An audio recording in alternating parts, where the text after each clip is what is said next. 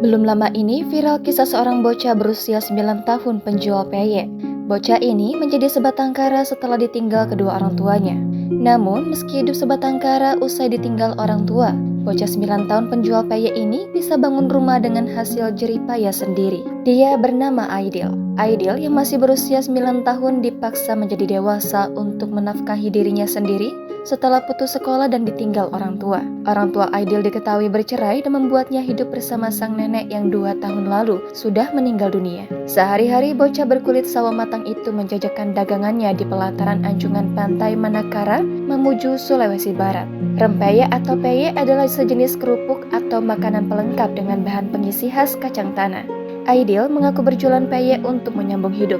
Berasal dari desa Bambu, Kecamatan Mamuju, Aidil adalah anak keempat dari 6 bersaudara. Aidil mengaku tidak pernah bertemu dengan bapaknya karena kedua orang tua telah berpisah saat ia masih dalam kandungan. Saat masih mengenyam pendidikan anak usia dini, Aidil sempat tinggal bersama ibunya.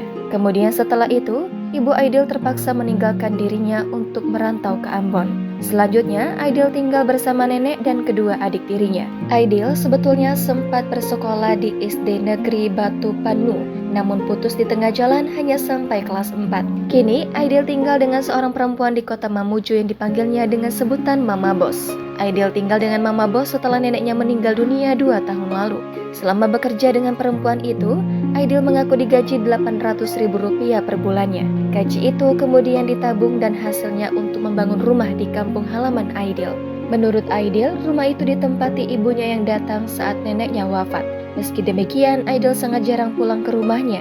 Aidil mengaku masih sangat menikmati pekerjaannya menjual peyek mulai pukul 5 sore hingga pukul 10 malam. Jangan lupa subscribe, share, komen, dan like ya.